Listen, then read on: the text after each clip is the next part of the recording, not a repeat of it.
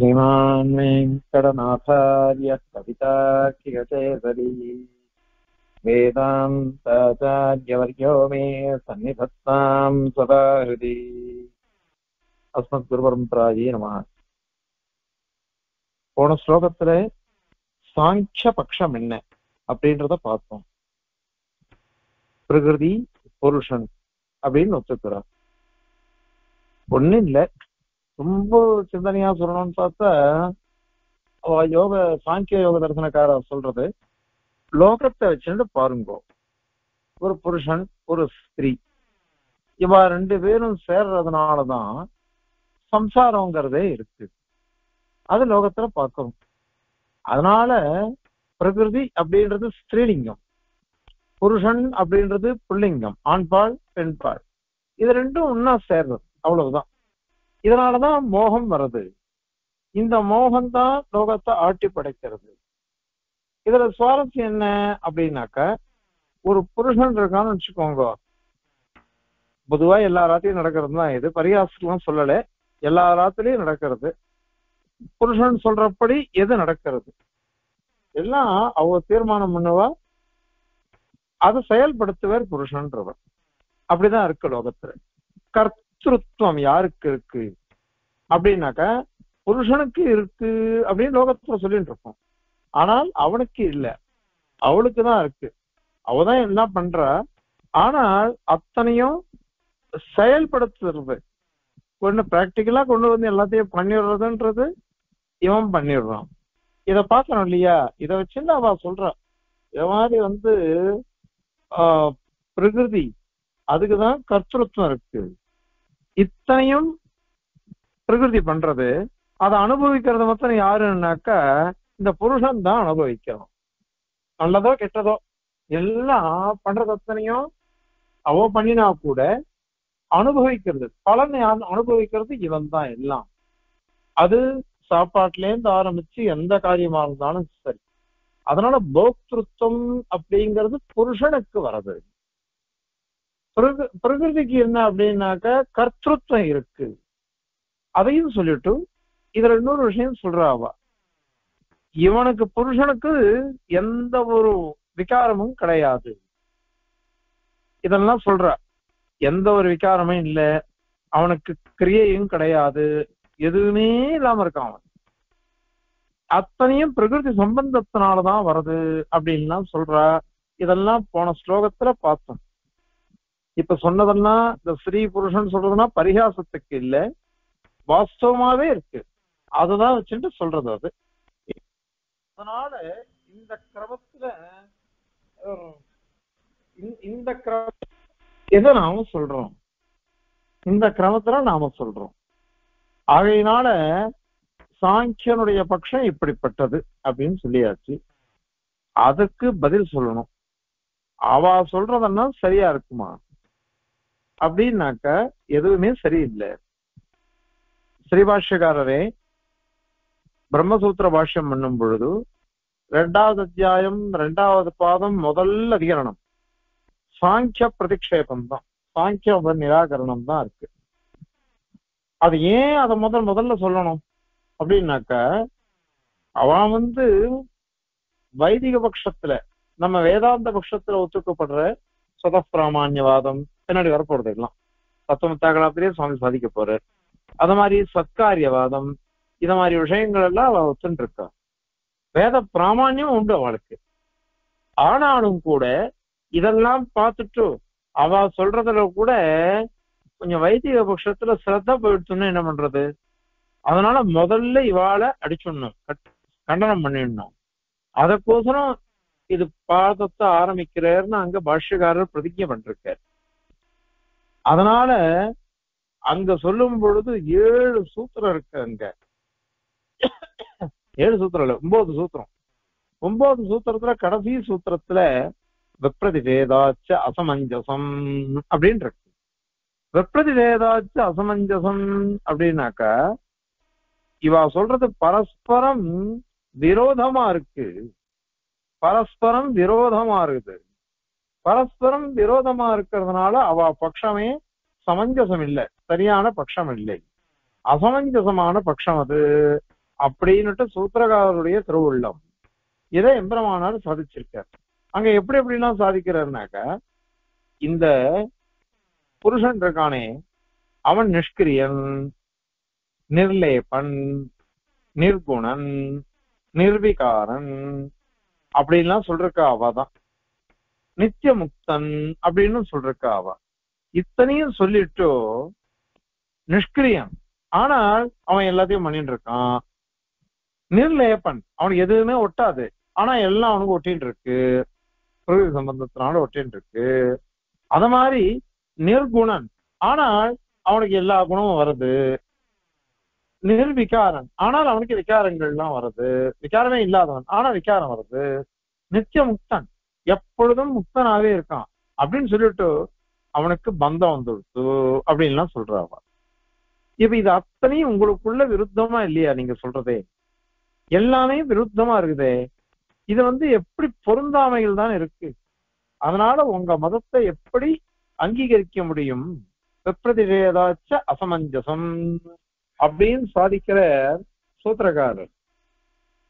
அத பாஷ்யக்காரர் ரொம்ப விவரமா அவருடைய காரிகை, சாங்கிய தத்துவ காரிகைன்னு இருக்கிறது, அந்த காரிகைகள்லாம் எடுத்து உதாகரிச்சு, ஸ்லோகங்கள்லாம் உதாகரிச்சு, இது அத்தனையும் அபத்தமான பட்சம் இது அப்படின்னு நிறைய சாதிச்சிருக்க எம்பெருமானார். இது சுவாமி தேசிகனும் அதிகரண சாராவளி முதலான கிரந்தங்கள்லாம் நிறைய சாதிக்கிறார். இங்கேயும் சாதிக்கிறார். இப்போ 7 தூஷணங்கள் சொல்ற. அடுத்த ஸ்லோகத்திலையும் தூஷணம் சொல்ல போற. போன ஸ்லோகத்துல சாங்கிய மத பிரக்கிரிய விவரிச்சுட்டார், விளக்கமா சொல்லிட்டார். இந்த ஸ்லோகத்திலையும் அடுத்த ஸ்லோகத்திலையும் சாங்கிய மத பிரக்கிரியை கண்டிக்க போறேன். அதனால இந்த கண்டனம் எப்படின்னா 7 விதமான தூஷணங்கள் இருக்கு. இதுல என்னென்ன தூஷணங்கள் இருக்கு அப்படின்னுட்டு சொல்லணும். இப்ப இவ என்ன சொன்னா, புருஷன் அத மாதிரி பிரகிருதி அல்லது பிரகிருதியினுடைய விகாரமான மகத்தத்துவம், அந்த மகத்தத்துவத்தை புத்தி தத்துவம்னு அவ சொல்றான்னு சொன்னோம். அதுல என்ன சொன்னாவா, ஒரு கண்ணாடியில முகம் தெரியறது, கண்ணாடியில இருக்கிற தோஷம் முகத்துல இருக்கு, முகத்துல இருக்கிறது கண்ணாடியில இருக்கு. இத மாதிரி நம்ம பாக்குறோம் இல்லையோ, இது பிரதிபிம்பம் அப்படின்னு சொல்றோம். இததான் அவ சொல்ற. இந்த புருஷன் ஜீவன் அந்த மகத்தத்துவம் இருக்கே, புத்தி தத்துவம், அத பார்க்கிறான். இவன் அவன் அந்த தத்துவம் ரெண்டும் ஒன்னா சேர்றது.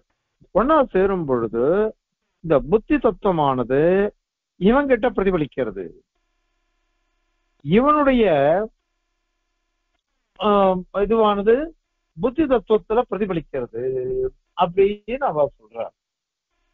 அதுக்கு சுவாமி என்ன கேட்கிற, இருந்த ரூபமே இல்லாததாச்சு, ரூபமே இல்லாதது, ரூபமே இல்லாத ஒரு ஆத்ம தத்துவம். அந்த மாதிரி மகத்தத்துவம் புத்தி தத்துவம் சொல்றாளே, அதுக்கும் ரூபம் கிடையாது. பிரகிருதி, மகத்து, அகங்காரம், தன்மாத்திரைகள், இவைகளுக்கெல்லாம் ரூபம் கிடையாதுன்னு சித்தாந்தம். அவனும் ஒத்துக்கிறா, நாமளும் ஒத்துக்கிறா, நம்ம சித்தாந்தத்திலே ஒத்துருக்கோம். அதனால பிரகிருதி தத்துவமும் கண்ணால பார்க்க முடியாது, மகத்தத்துவமும் கண்ணால பார்க்க முடியாது, அகங்கார தத்துவங்களையும் தத்துவத்தையும் பார்க்க முடியாது, 11 இந்திரியங்களையும் பார்க்க முடியாது, தன்மாத்திரைகளையும் பார்க்க முடியாது. அப்போ பூதத்தை ஒண்டி பார்க்கலாம். அது கூட நம்ம சித்தாந்தத்திலே என்ன, பிருத்திவி, ஜலம், தேஜஸ், ஆகாசம், இதனாலதான் பார்க்கலாம். வாயுவை ஸ்பர்சன பிரத்யக்ஷத்தினால பார்க்கலாம். ஏற்கனவே சொல்றோம் போன தரத்துல. அதனால இப்போ இதுக்கு ரூபமே கிடையாது, ஆத்ம தத்துவத்துக்கும் ரூபம் இல்லை. அந்த மாதிரி இந்த புத்தி தத்துவத்துக்கும் ரூபம் இல்லை. இது நீங்களும் ஒத்துன்னு இருக்கீங்க, நாங்களும் ஒத்துன்னு இருக்கோம். ஆனா நீ என்ன சொன்ன தெரியுமா, இப்ப நீ சொன்னது இத மாதிரி பிரதிபிம்பிதமா இருக்கு. புத்தி தத்துவத்துல இது பிரதிபிம்பிதம் அப்படின்னு நீ சொன்ன. பிரதிபிம்பிதம்னு விட்ட. இப்ப பிரதிபிம்பிதம் அப்படின்னு சொன்னாக்க இதான் ரூபமே இல்லையாச்சு. ரூபம் இல்லாத வஸ்துவில எப்படி பிரதிபிம்பம் உண்டாகிறது? நீ அதை சொல்லு. அது உங்க சித்தாந்தம் தான், நீங்க உங்க சித்தாந்தம் நாங்க கேட்கணும். அதுக்கு எப்படி வந்தது அது? அதனால முதல் இதுவே தவறான பட்சம். பிரதிபிம்ப பட்சம்ன்றதே வராது. ரூபமே இல்லாததுக்கு பிரதிபிம்பம்ன்றது வராது. ஏன்னா நம்ம சொல்றது என்னதுன்னா, பொதுவா பிரதிபிம்பம்னு எங்க சொல்றோம்? முகம், தர்ப்பணம், கண்ணாடி. கண்ணாடிக்கும் ரூபம் இருக்கு, முகத்துக்கும் ரூபம் இருக்கு. அது ரெண்டும் ஒண்ணுக்கு ஒண்ணு சம்பந்தம் வரைச்சு கண்ணாடியில நம்ம முகம் தெரியுது. அதனால இது சரியா இருக்கு. இப்போ உன் சித்தாந்த பிரகாரம் பார்த்தோம்னாக்க ஆத்மாவும் ரூபமற்றது, அந்த புத்தி தத்துவமும் ரூபமற்றது, ரெண்டுமே ரூபமற்றதோ இல்லையோ, அவ எங்க பிரதிபிம்பம்ன்றது வரும்? எப்படி வரும்? இன்னொன்னு, இது எங்க வரும்னு கேட்டேன், அப்புறம் எப்படி வரும் அப்படின்னு கேக்குறேன். நீ புத்தி தத்துவத்துல இவன் போய் சம்பந்தப்படணும், பார்த்தாதானே பிரதிபிம்பமா இருக்க முடியும். ஆனால் ரூபமே இல்லையே, அதுல எங்க தெரியும் அப்படின்னு முதல் கேள்வி கேட்டார். அடுத்தது என்ன கேட்கிற, எப்படி தெரியும்? ரூபம் இல்லாததுக்கு எவ்வாறு தெரியும், எங்க தெரியும்னு முதல் கேள்வி. ஏன்னா இப்ப கண்ணாடி இருக்கு, கண்ணாடியில தெரியறது அப்படின்னு நாம் சொல்றோம். கண்ணாடியில் எப்படி தெரிஞ்சதுன்னா, ரெண்டு பேருக்கும் ரூபம் இருக்கு, அதனால நான் பாக்குறேன், அந்த சம்பந்தம் வந்தது, சம்பந்தம் வரவே கண்ணாடியில தெரியறது அப்படின்னு சொன்னோம். அதனால அங்க இது ஒரு ரூபத்தோட கூடின ரெண்டு வஸ்துக்கள், ரெண்டு வஸ்துக்களும் ஒண்ணுக்கு ஒண்ணு சம்பந்தப்படுறது. அப்போ அந்த ரூபம்ன்றது இருக்கிறதுனால பிரதிபிம்பிதமா ஆகிறது. இங்கேயோ ஆத்ம தத்துவத்துக்கும் ரூபம் இல்லை, புத்தி தத்துவத்துக்கும் ரூபம் இல்லை, மகத்தத்துவத்துக்கு. அதனால இது பரஸ்பர சம்பந்தம் இருக்கலாம், ஆனால் பிரதிபிம்பிதத்துவம்ன்றது எப்படி வரும்? பிரதிபிம்பம்ன்றது வராதே, என்ன ரூபசூன்யம், அது எப்படி வரும்? சரி, வந்துட்டு கூட போட்டோம், ஏதோ ஒரு விதமா நீ சொல்லிட்டு போ. ஆனா நீ என்ன சொல்றக்க தெரியுமா? இந்த ஜீவனானவன் நிர்லேபன் அப்படின்னு சொல்லிருக்க, அவனுக்கு எதுவுமே ஒட்டாது அப்படின்னு சொல்லிருக்க. அது மாதிரி நிஷ்கிரியன் அப்படின்லாம் நீ சொல்ற. இப்போ இவன் தான் ஒண்ணுமே பண்ணலையே. இப்போ அவன் என்ன சொன்னான் முதல்ல, இவ ரெண்டு பேரும் எப்படி சம்பந்தம் வந்தது அப்படின்னா கர்ம வாசனை அப்படின்னா. இப்ப கர்ம வாசனைன்றது நீ எப்படி சொல்லுவ? கர்ம வாசனை வரத்துக்கு இங்க பிரமேயம் இல்லை. ஏன் பிரமேயம் இல்லைன்னாக்கா, இவன் தான் நிர்லேபனாச்சே. இவன் நிர்லேபன், இவனுக்கு ஒட்டுதலே கிடையாது, எதுவுமே உனக்கு ஒட்டாது அப்படின்னு நீ சொல்லிட்ட. எதுவுமே ஒட்டாததுனால இவன் சம்சாரம் இவனுக்கு ஒட்டுடுச்சு அப்படின்னு சொல்ல முடியுமா? எதுவுமே ஒட்டாது. அந்த காலத்துல திருப்புகழ் சுவாமி எழுந்தார். திருப்புகழ் சுவாமி இந்த ஸ்ரீரங்கராதி வீதியில பெரிய மகான்.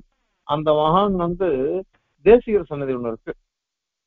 வனபோஜன உற்சவத்தன்னைக்கு தேசிகர் சன்னதிக்கு பெருமாள் எழுற, தை மாசம் அமாவாசை இல்ல சிரவணம், அதுல எழுவ தேவ பெருமாளே எழுற. அது மாதிரி கணு பாரிவேட்டம் முடிஞ்சு வரைச்சு அங்க தேசிகனும் மரியாதை ஆகும். அந்த சுவாமி அங்க தங்கி இருந்தார். அவர் குமாரர். அவர் குமாரர் கூட இவர் இவர் கிரகஸ்தர். இவர் வானப்பிரஸ்தாசிரமம் மாதிரி எழுந்துள்ளிருந்தார் சுவாமி. எந்த ஒரு பற்றுதலும் இல்லாமல் தேவப்பெருமாளே கதி, சுவாமி தேசிகனே கதி அப்படின்னு எழுந்துள்ளிருந்தார் அந்த மகான். ஒரு பற்றுதலும் இல்லை அவருக்கு.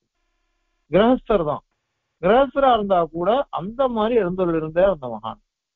இத மாதிரி இருக்கணும் இல்லை. இது பற்றுதலே இல்லை, ஒட்டுதல் கிடையாது. அதனால அவர் ஆனந்தமா காலம் போச்சு அவருக்கு. நமக்கோ அப்படி இல்லையே. எல்லாம் நமக்கு சம்சார பந்தம் அப்படி பிடிச்சு இழுக்கிறது.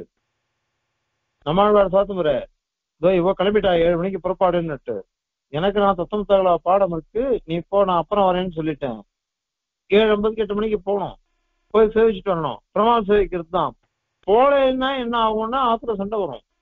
அவளுக்கு கோயிலையே குற்றம் பண்ணவன்ற காஞ்சி எடுத்துக்காரா, அவளுடைய எது ஆசை, அது நமக்கு எப்படி பார்க்க வேண்டியதா இருக்கும். ஒவ்வொன்றுத்தையும் பற்றுதல்ன்றது அப்படி விட்டுறது. ஆனா சாங்கிய சித்தாந்தத்துல அந்த மாதிரி கிடையாதே.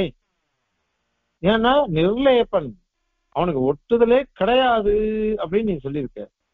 ஒண்ணுமே ஒட்டாதுன்றவனுக்கு போய் சம்சாரம் ஒட்டும் அப்படின்னு சொன்னா எப்படி எப்படி ஒட்டும் அது? இப்போ நம்ம ஆழ்வார் சொன்ன உடனே ஞாபகம் வருது. எதை பத்தியும் கவலைப்படாம ஆழ்வார் கேட்கிறார், என் சொல்லி மறப்பணும் அப்படிங்கிறார். நாம என்ன சொல்றோம்? திருவள்ளுவர் சொன்னார், நிரந்தரம் நினைப்பதாக நீ நினைக்க வேண்டுமே அப்படின்னு சாதிச்சார். நீ தான் நினைக்கணும், நான் உன்னை நினைக்கிறதா அப்படின்னு. நம்மளோட என்ன கேட்கிற, என் சொல்லி மறப்பணும், உன்னை மறக்க முடியலையே என்னால. உன்னை மறக்கணும்னு பார்த்தா கூட என்னால முடியலையே, எப்படி நான் மறப்பேன்? ஏன்னா நான் நினைக்கணும்ன்றது தீர்மானம் ஆயிடுச்சு. எப்பொழுதும் ஞாபகத்தை விட்டு வேற ஒண்ணும் இல்லை. அதனால பற்றுதல் இல்லாம எழுந்துள்ள இருந்தார் நம்ம ஆழ்வார். எப்படி அந்த அந்த மகானுடைய அவதாரமோ அவருடைய தத்துவங்கள்லாம் ஆழ்வார் அந்த திருவாய்மொழி மூலமா நமக்கெல்லாம் வந்து சேர்ந்தது. எப்பேற்பட்ட மகரிஷி! ரிஷிகள்லாம் கூட தடுக்கி விழுந்தா காம விகாரங்கள்னால. ஆனால் நம்ம ஆழ்வாரோ மாறன் அப்படின்னு திருநாமத்தை வச்சுட்டு வருவார். அவர் எத்தனை பாசுரங்கள்ல எப்படி எப்படி சொல்றார் அங்க பாருங்க. தான் எங்கேயாவது காம விகாரத்துல மாட்டின்றதாக எங்கேயாவது சாய்க்கிறார பாருங்க. அவர் எங்கேயுமே சொல்ல, அரியா காலத்துள்ளே அடிமைக்க நன்பு செய்வித்து அறியாமாமாயிற்று அப்படின்லாம் சாதிக்கிறார். அதனால அவருக்கு அந்த சின்ன குழந்தையிலிருந்து பிறந்திலிருந்து கடைசி வரையும் தான் அவருடைய விபூதி இருந்தே, இந்த லீலா விபூதியில எழுந்துள்ள விருந்தம் அற்புதமான ஜீவனமா போச்சு அவருக்கு. அப்படிப்பட்டவரா இருந்தார் அவர். ஆனா எல்லாரும் அப்படி இல்லையே. ஏன்னா அவர் நித்திய சூரியர்கள்ல ஒருத்தர் நம்ம சித்தாந்த பிரகாரம். அதுலயும் கௌஸ்துபஸ்தானிகரா எழுந்துள்ளிருந்தார். அது மட்டும் இல்லாம அவர்தான் அவயவி, ஆழ்வார்களுக்குள்ள அவயவியா எழுந்துள்ளதுனால அவருக்கு எந்த இதுவும் இல்லை, எல்லாருக்கும் தலைவரா இருந்தார். அப்படிப்பட்ட அத்தியக்ஷர், பிரபஞ்ச சந்தான கூடஸ்தர் அப்படின்னு கொண்டாடுறோம் அந்த மகானை. அதனால நம்ம ஆழ்வார் அப்படி நமக்கு ஆச்சாரியரான அந்த மாதிரி யாராவது இருக்காளா? நீ வந்து நிர்லேபன் சொல்ற. ஒண்ணு நிர்லேபன் சொன்னாக்க அவனுக்கு சம்சாரம் இருக்கக்கூடாது. சம்சாரம் இருந்ததுன்னாக்க நிர்லேபன் சொல்லக்கூடாது. நாங்க சொல்லுவோம் நம்ம ஆழ்வார் சம்சாரி கிடையாது, நித்திய சூரியவர். ஆனால் நான் சம்சாரி, ஏன்னா எனக்கு வந்து சம்சார பந்தம் இருக்கு, என்னுடைய கர்மா அப்படி என்ன சேர்த்து விட்டுருக்கு அப்படின்னு சொல்லுவோம். ஒன் பட்சத்துல நீ எப்படி சொல்ல முடியும்? ஏன்னா நிர்லேபன் நீ சொல்லிட்டியே. நிர்லேபனா இருக்கக்கூடிய புருஷனுக்கு சம்சாரன்றது எப்படி வரும்?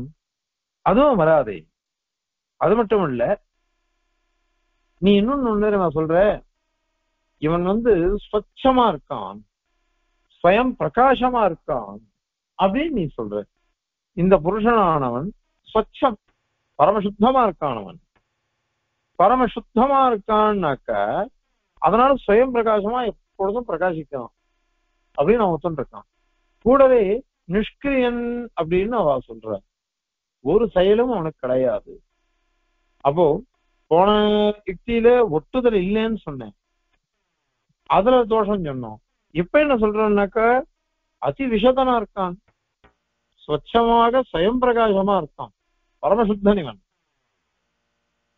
அதே மாதிரியே அவன் ஸ்வயம் பிரகாசமா இருக்கான். அத மாதிரி கிரியையே இல்லாம செயலற்று இருக்கான் அவன். அப்படி இருக்கக்கூடிய ஜீவன் ஆத்மா, இந்த ஆத்மா புருஷன், அவனுக்கு போய் மோகம் வரும்ன்றியே.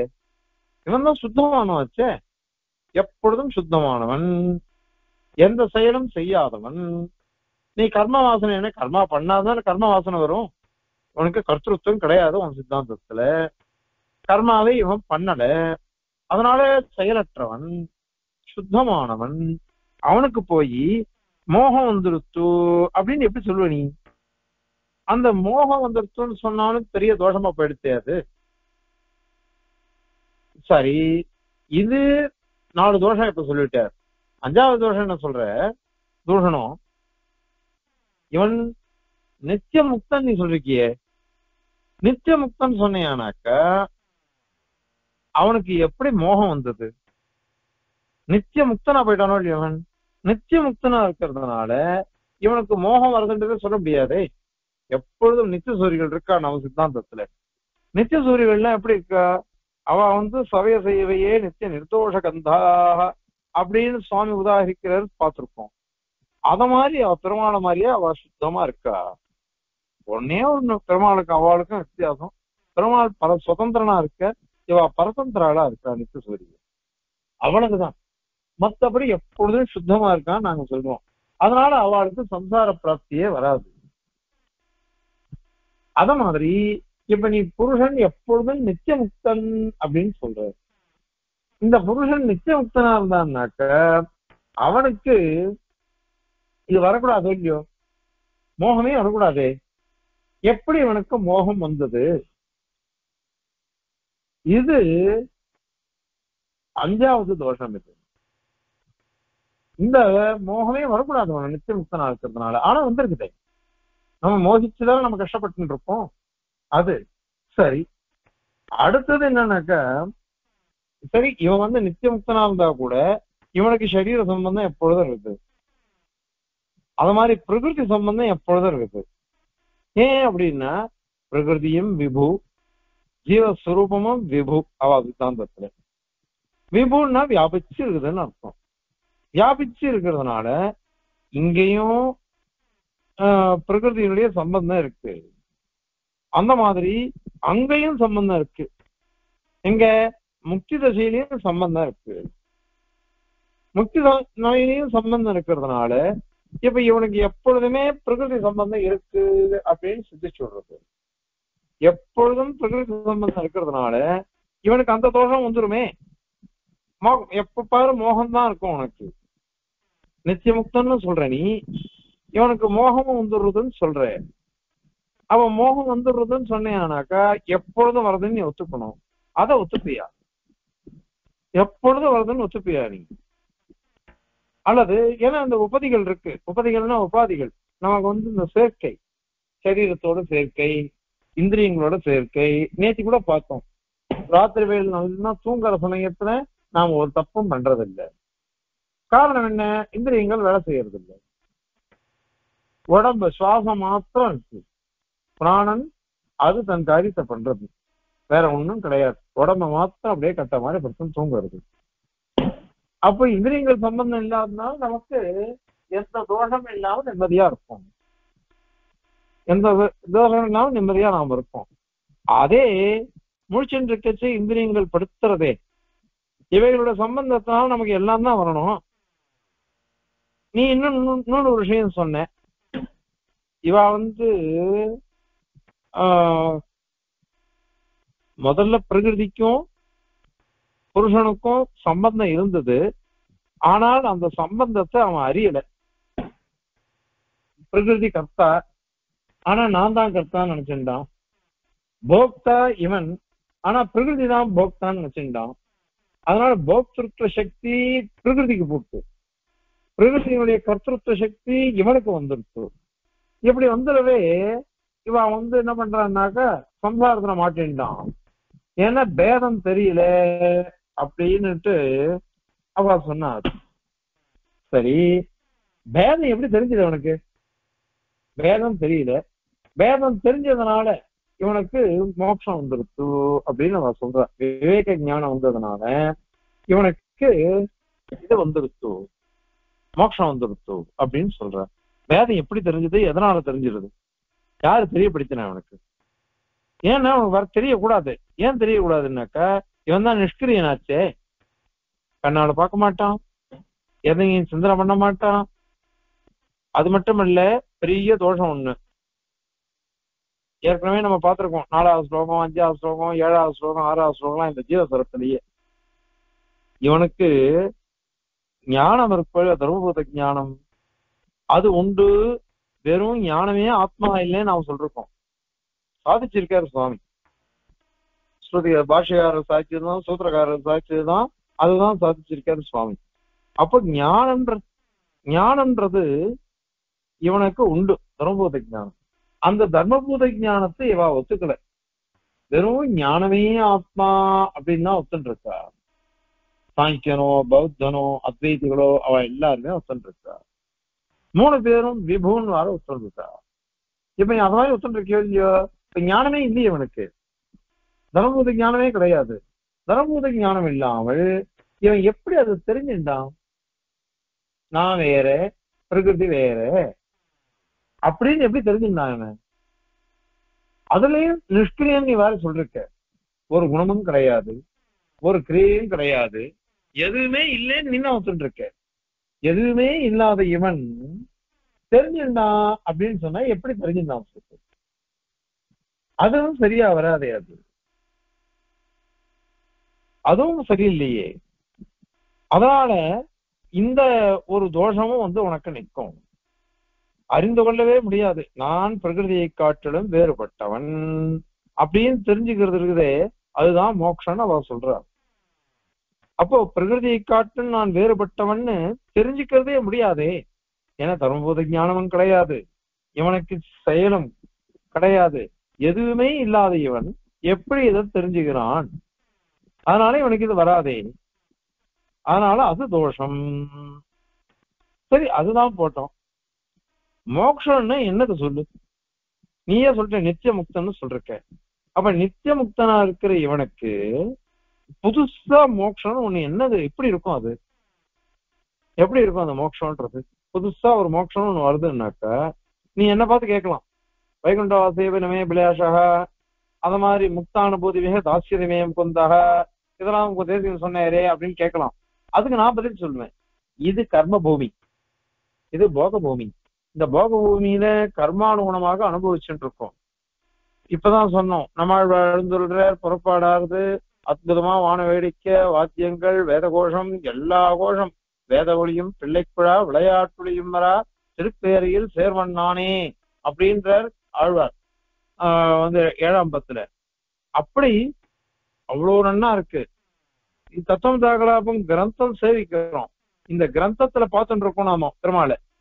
ஆனா பெருமாள் நேர பிரமேயம் எழுந்துள்றது, பிரமேயத்தை நேரம் போய் சேவிக்கணும்னு சொன்ன வேணாமோ, இதை முடிச்சுட்டு அப்புறம் போய் சேவிக்கிறேன் அப்படின்னு நான் சொல்றேன். இதுவும் பெருமாள்னு நினைப்பார். நான் நேரா வரேன், என்ன சேவிக்காம புஸ்தகத்துல தேடுறது பத்தியா இந்த அசத்து அப்படின்னு தான் நினைச்சுப்பார். ஏன்னா ஒவ்வொருத்தருடைய இது அதே மாதிரி. எத்தனை பேர் கோயிலுக்கு வரா? இங்க காஞ்சிபுரத்துல ஒரு 10,000 பேர் இருக்கிறதா வச்சுக்கலாமே, அத்தனை பேருமே வரா இன்னைக்கு. ஏதோ வீதியில வரச்சே எவனாவது இது பண்ணிட்டு போறான், சில பேர் தான் போறா கோயிலுக்கு. மேல மேல 100 பேர் 500 பேர் சேவிக்கிறா, அவ்வளவுதான். அதனால இது கூட சரி, நமக்கு இது கர்ம பூமியா போயிடுவே, நமக்கு அப்படி ஆயிடுறது. ஆனால் அதையும் மீறி நம்ம இத மோட்சமாவே கருதுறோம், திருமால் சன்னதியில இருக்குச்சு. அதனால சுவாமி முக்தானுபூதி மிக தாசியமே முகுந்தா சம்சார ஏட பகவன் அப்பவருக்கு வைகுண்டவாசி நமே விலாஷா எப்படிலாம் சாதிச்சார் சுவாமி. மத்தபடி அது தனிதான் மோட்சம்ன்றது. ஏன் சித்தாந்தத்துல, உங்க சித்தாந்தத்துல அப்படி இல்லையே. நீங்க தான் எப்பொழுதும் முக்தன் இவன், நித்திய முக்தன் அப்படின்னு நீ சொல்லியிருக்க. நித்திய முக்தனால தான் அவன் என்ன பண்ணணும் அப்படின்னா எப்பொழுதும் மோட்சத்தை அனுபவிக்கணும். நீ இப்ப என்ன சொல்ற, இந்த தத்துவஞானம் வந்துருச்சு, நான் வேற பிரகிருதி வேற அப்படின்னு தத்துவஞானம் வந்துருச்சு. தத்துவஞானம் வந்துருச்சுன்னாக்கா அவன் மோட்சத்தை அடைகிறான் அப்படின்னு சொன்னேன். அப்ப நித்திய முக்தனா இருந்தானோ இல்லையோ, அதுக்கும் இதுக்கும் என்ன வேறுபாடு? அதுக்கு இதுக்கும் என்ன வேறுபாடு? அது மாதிரி ஏன் அப்படின்னாக்கா நீ தான் சொல்லியிருக்க, நித்திய முக்தன்ற பட்சத்துல அவனுக்கு எப்பொழுதுமே துக்கமே கிடையாது.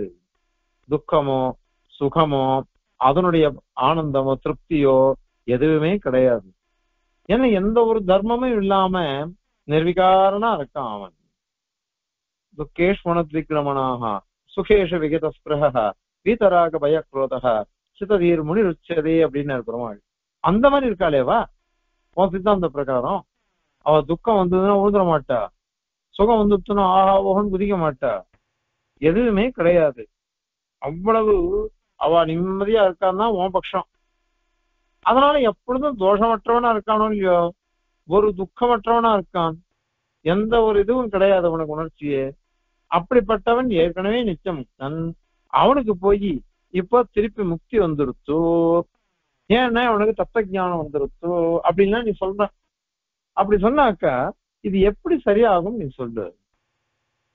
அதனால நீ எந்த விதத்துல சொன்னாலும் இந்த சாங்கிய பட்சத்துல இத்தனை தூஷணங்கள் இருக்கு. அடுத்த ஸ்லோகங்கள்லயும் தூஷணங்கள் சாதிக்க போறார் சுவாமி.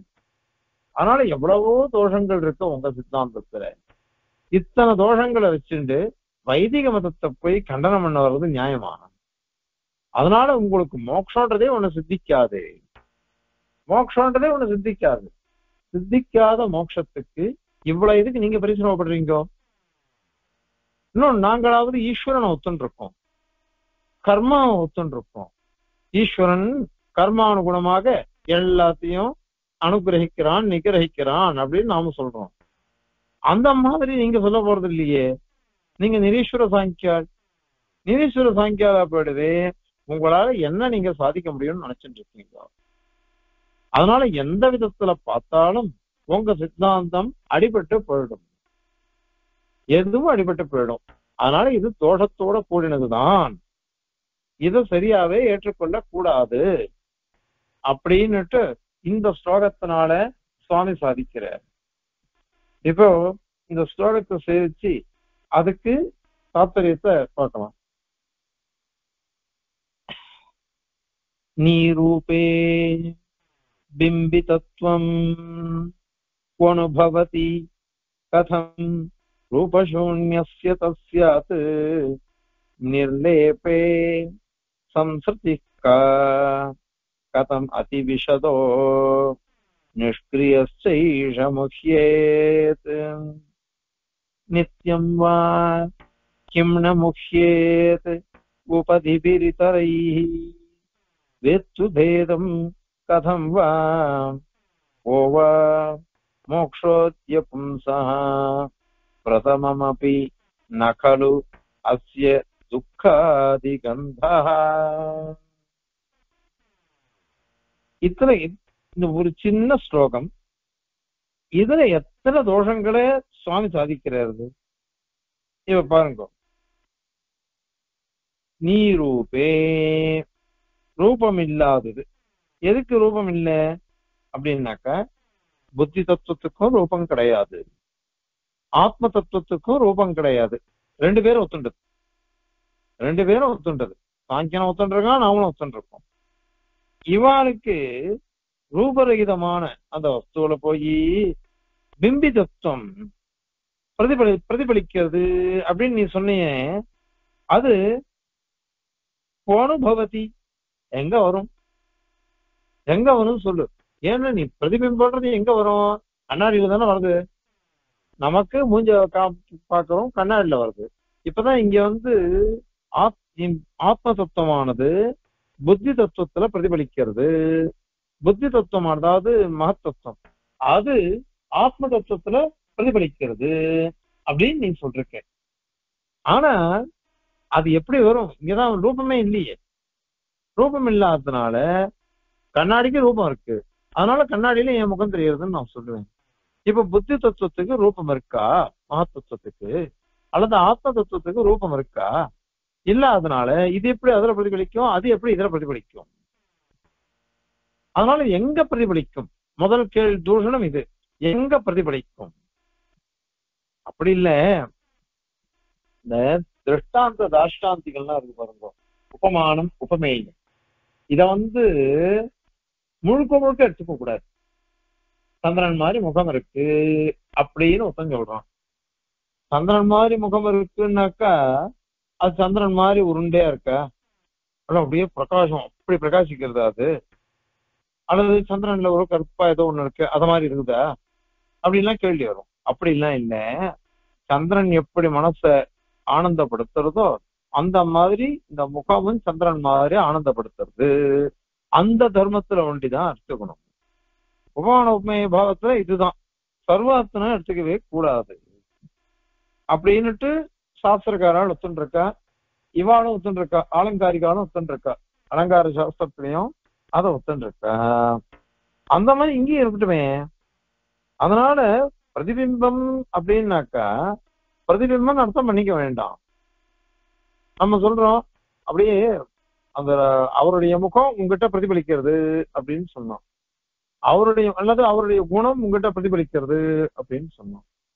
அவருடைய குணம் உங்ககிட்ட பிரதிபலிக்கிறது, என்னுடைய குணம் அவர்கிட்ட பிரதிபலிக்கிறதுன்னு சொன்னாக்க அப்ப குணத்துக்கு ரூபம் இல்லையே, அது எப்படி பிரதிபலிக்கும்னு கேள்வி கேட்பியா? அப்ப அதுக்கு என்ன சொல்லுவோம் பதில்? அதெல்லாம் அவனையில அவர் குணம் உனக்கு இருக்குது, அந்த குண சாமியம் இருக்குது. அவரை மாதிரி நீ நல்லவன், அல்ல உன்ன மாதிரி அவன் கெட்டவன், இப்படின்னு ஏதோ சொல்றோம் லோகத்துல. இதெல்லாம் பிரதிபலிக்கிறதுன்றதுக்கு அவ்வளவுதான் அர்த்தமே தவிர்த்து முழுக்க முழுக்க கண்ணாடியில முகம் எப்படி பிரதிபலிக்கிறதோ அந்த மாதிரி பிரதிபலிக்கிறது அப்படின்லாம் அர்த்தம் இல்ல. அந்த மாதிரி இங்கேயே வச்சுக்கலாமே அப்படின்னு கேட்டாக்கா, சரி எந்த அம்சத்துல இத பிரதிபலிப்பு இருக்குன்னு நீ சொல்லு. ஜீவனுக்கும் அந்த மகத்தத்துவத்துக்கும் பரஸ்பர பிரதிபலனம் இருக்கு, பிரதிபிம்ப தத்துவம் இருக்குன்னு சொன்னீங்க இல்லையோ? ஏதோ ஒரு அம்சத்தை சொல்லணுமோ இல்லையோ? எதை சொல்ல போறேன்? இப்ப ஞானம் இவனுக்கு இருக்கு, அந்த புத்தி தத்துவத்துக்கு மகத்தத்துவத்துக்கு அது இருக்குன்னு சொல்ல போறியா? அதுக்கு ஞானம் கிடையாது, மகத்தத்துவத்துக்கு ஞானம் கிடையாது. நம்ம லோகத்துல பார்த்துட்டு இருக்கோம், அச்சேதனத்துக்கு ஞானம்ன்றதே கிடையாது. அச்சேதனத்துக்கு ஞானம் இல்லை, அஜ்ஞானம் தான் இருக்கு, அது சைதன்யமே கிடையாது. அதனாலதான் அச்சேதனம்னு அதுக்கு பேரு. அதனுடைய தத்துவம் இவங்கிட்ட வந்துச்சுன்னு நீ சொன்னையானாக்கா, இப்ப இவனுக்கு ஞானம் போயிடுச்சுன்னு அர்த்தமா? சைதன்யம் போயிடுச்சு, ஜட தர்மம் வந்துடுச்சு, ஜடமா போயிட்டான் இவன் அர்த்தமாது? அதுவே இல்லை, லோகத்துல அது பார்க்கறதே கிடையாது. அந்த ஒரு அம்சத்துலதான் நீ சொல்ல முடியும். அதுவும் இங்க இல்லையே, அதுவும் இங்க கிடையாது. அதனால நீ ஏதாவது ஒரு சொல்லணும். இன்னொன்னு, இதுக்கெல்லாம் வியவஸ்தை பண்ணணும். பண்ணலைன்னாக்க எந்த விஷயத்துல நீ உபமான உண்மையத்தை கொண்டு சொல்ற அது சொல்லணும். அதனால அது ஒன்னாலையும் சொல்ல முடியாது. அதனால உன் பட்சத்துல இது ஒரு தோஷம்தான் இது. அதனால ரூபமே இல்லாதது எங்கு பிரதிபலிக்கும் நாங்க கேள்வி கேட்டோம். அது எங்க பிரதிபலிக்கும் உன்னால சொல்ல முடியாது. அதனால இது முதல் தூஷணம். சரி, அதுதான் போட்டோம். ரெண்டாவது என்ன தெரியுமா? நீ ரூபே பிம்பிதத்துவம் கதம், ரூபம் இல்லாத ரூபசூன்யம், ரூபசூன்யத்துல ரூபசூன்யஸ்ய கதம் தஸ்யாத், ரூபசூன்யஸ்ய ரூபமே இல்லாத மகத்தத்துவம், ரூபமே இல்லாத ஆத்ம தத்துவம், அதுக்கு எப்படி பிம்பி தத்துவம் சொல்ற நீ? பிரதிபிம்பமா வருது, அப்படியே பிரதிபலிக்கிறது, பரஸ்பரம் பிரதிபலிக்கிறது எப்படி சொல்ற நீ? ரூபமே இல்லையே, இல்லாத ரூபம் ஆனால் பிரதிபலிக்கிறது அப்படின்னு சொல்லணும். அது எப்படி பிரதிபலிக்கும்? அது கதம். முதல்ல குவா அப்படின்னு கேட்டார். குவான்னா எங்க அப்படின்னு அர்த்தம். இப்ப கதம் எவ்வாறு, எவ்வாறு அது பிரதிபலிக்கும்? அதனால அதுவும் தோஷம் தானே அது. ஏன்னா லோகத்துல எப்படி கண்ணாடியும் ரூபத்தோடு கூறினது, முகமும் ரூபத்தோடு கூறினது, அதனால இங்க சொல்ல முடியும், அங்க எப்படி சொல்ல முடியும்? அதனால அது வரவே வராதே அது. அதனால இல்லாதது கூட இருக்கிறதா தெரியும் நீ கல்பிக்கணும். அதுக்கு ரூபமே இல்லாதது கூட ரூபம் இருக்கிறதா தெரியும் அப்படின்னு நீ கல்பிக்க போறியா? எப்படி எல்லாம் கல்பிச்சாக்கா சாஸ்திரக்காரால் அதெல்லாம் ஒத்துக்க மாட்டா. சொல்ற யுக்தி சரியா இருக்கணும், சரியா இல்லாத யுக்தி எப்படி ஒத்துப்பா? அதனால தவறு அது. அதனால அது கூடவே கூடாது. அதனால இது ரெண்டாவது தூஷணமா ஆயிடுச்சு. மூணாவது நிர்லேபே, லேபசூன்யம், ஒட்டுதலே கிடையாது. இவன் அத்தியந்த உதாசீனன், அத்தியந்த உதாசீனம், எல்லாத்தையும் உதாசீனா இருக்கானா என்ன அர்த்தம்? எந்த சம்பந்தமே இல்லாதவனா இருக்கான் இவன், எந்த சம்பந்தமும் இவனுக்கு கிடையாது. அதனால நீ என்ன சொல்லிட்ட? இவன் முக்தன், நித்திய முக்தன், இவன் சைதன்ய ஸ்வரூபன் அப்படின்னு சொல்லிட்டு அநேக ஸ்வரூபம். அவனுக்கு போய் நிர்லேபே, லேபம், ஒட்டுதல் அற்றவன், பற்றுதல் அற்றவன், அவனுக்கு சம்சர்திகி, சம்சார பந்தோன்றது அது என்னது? அது எப்படி இருக்கும்? ஒட்டுதலே கிடையாது. எனக்கு என் கிரகணியை பிடிக்கும், என் குழந்தைகளை பிடிக்கும், அதனால நான் என்ன பண்றேன், இந்த சம்சாரத்துல மேல மேல பிரீதி ஏறிட்டே போறது, பிடிப்பு அதிகமா போயிட்டு இருக்கு. அதனால எனக்கு சொல்ல முடியும். எனக்கு பற்றுதலே இல்லைன்னாக்கா அப்ப எனக்கு எப்படி அந்த சம்சாரம் எனக்கு எப்படி இருக்கும்? பற்றே இல்லாதவனுக்கு சம்சாரம் வருமா? அதனால அது வராதே அது. அதனால நீ நிர்லேபம், ஒட்டுதல் இல்லாதவனுக்கு பற்றுதல் இல்லாதவனுக்கு சம்சாரம் வரும்னு சொல்றியே, உன் சித்தாந்தம் தான் அது. அதையே உனக்கு அடிபடுறது, அதுவும் வராது. மேல அதி விஷதக, அத்தியந்த ஸ்வச்சமா இருக்கான் இவன், எப்பொழுதும் ஸ்வச்சமா இருக்கான். ஸ்வச்சம்னா சுத்தமா இருக்கிறது. சுத்தமா இருக்கிற இவனுக்கு அதிவிஷதன், அதனால சுயம் பிரகாசமா இருக்கான். அது மட்டும் இல்ல, நிஷ்கிரியஸ்ச, நிஷ்கிரியன். நிஷ்கிரியன்னாக்க செயலற்றவன், எந்த செயலும் இவனுக்கு கிடையாது. எந்த செயலும் இல்லாத இவனுக்கு நிஷ்கிரியஸ்ச. அதனால ஏஷக, இந்த புருஷனானவன், நீ சொல்ற புருஷன் சேதனன், கதம் முஷ்யேர், எப்படி மோகிப்பான்? மோக விஷமா, மோகத்துக்கு வசப்படுவானா? எப்படி வசப்படுவான்? சம்சார மோகமே வரக்கூடாது அவனுக்கு. ஏன்னா யாருக்கு சம்சார மோகம் வரும்? இப்பதான் சொன்னோம், கலுஷிதமான சுபாவம். நமக்கு ஆசை அதிகம், சம்சாரத்துல ரொம்ப ஆசை அதிகமா இருக்குது. கொண்ட பெண் திருமக்களுற்றார் இப்ப சுற்றத்தவர் பிறரும் கண்டதோடு பட்டதல்லால் காதல் மற்ற யாதுமில்லை.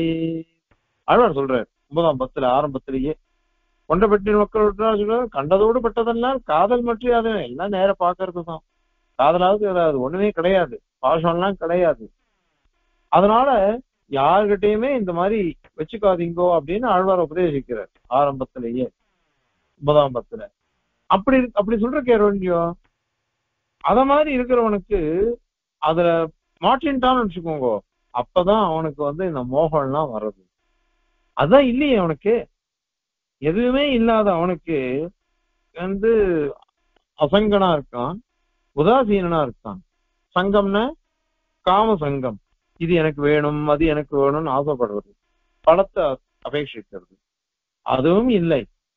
எந்த தேவையும் இல்லாம உதாசீனாவார இவன் இருக்கான். அப்படி இருக்கிறவனுக்கு போய் மோகம் எப்படி வரும்? அதனால இது தோஷம். இது 5வது தோஷம்.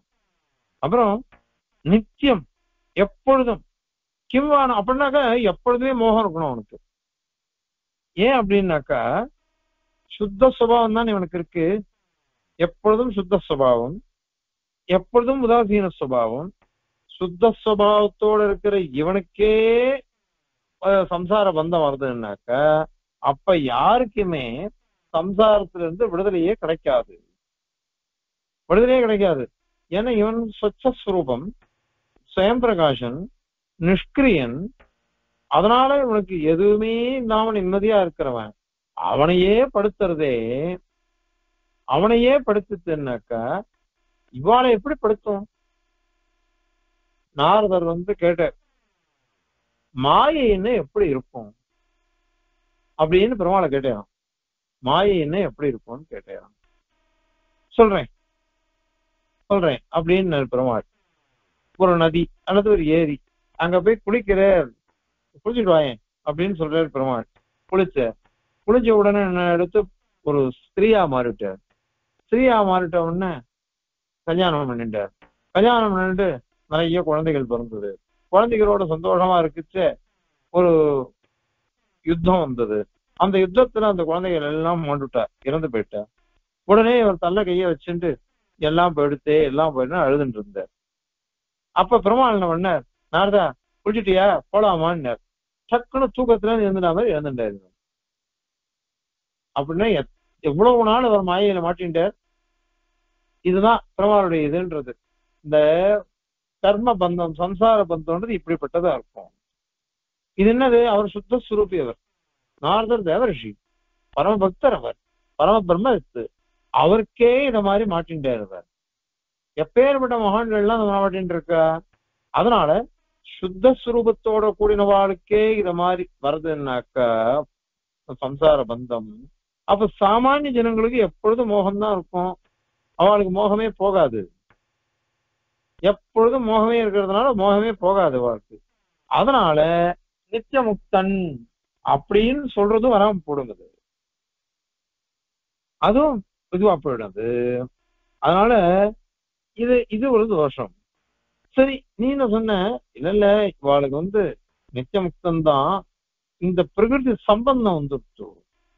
பிரகிருதி சம்பந்தம் வந்துடவே இவனுக்கு பேதம் தெரியல.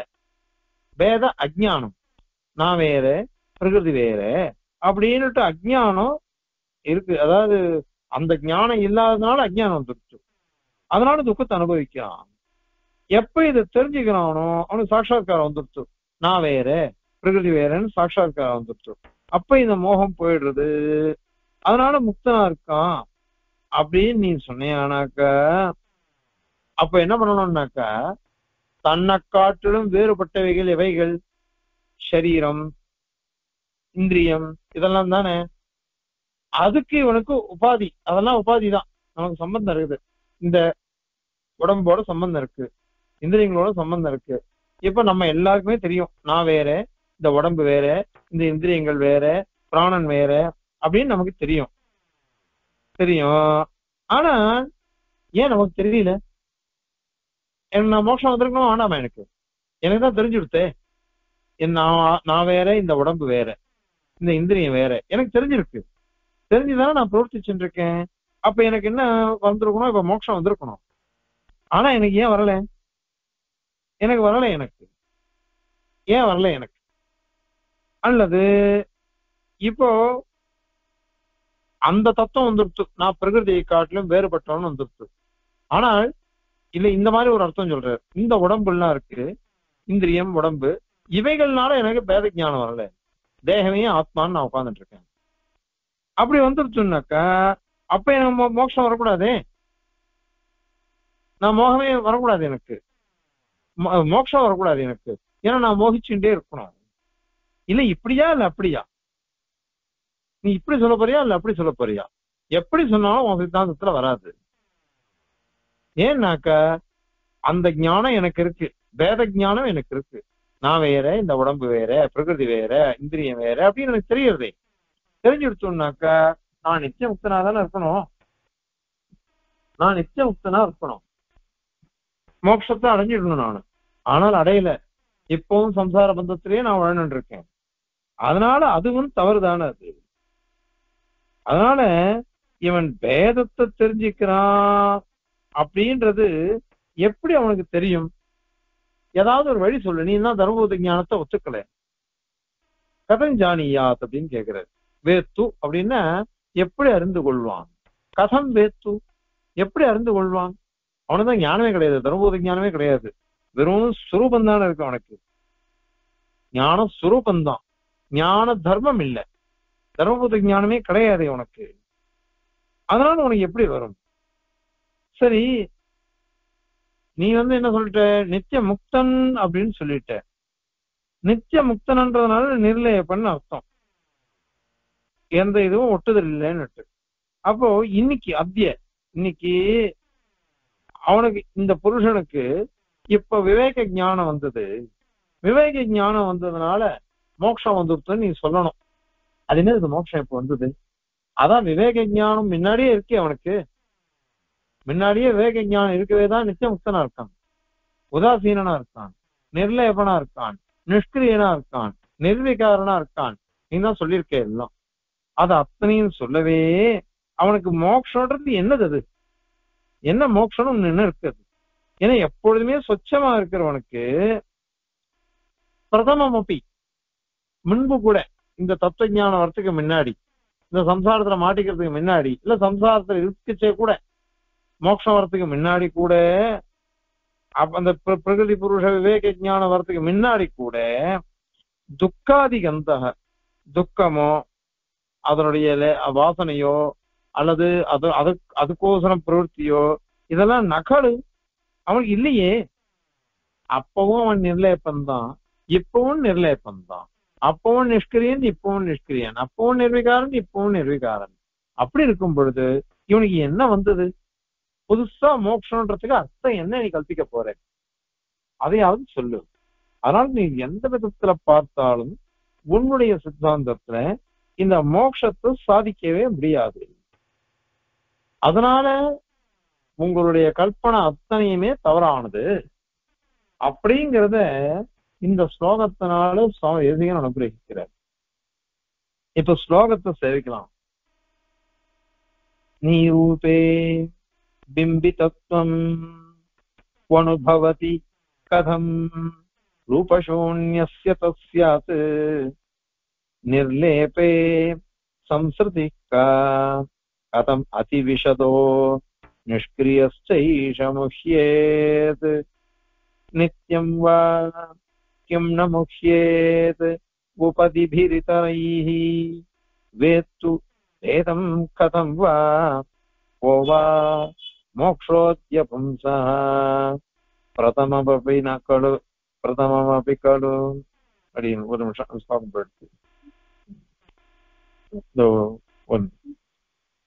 प्रथममपि न कल्वस्य दुःखादिगन्धः कवितार्किकसिंहाय कल्याणगुणशालिने श्रीमते वेङ्कटेशाय वेदान्तगुरवे नमः.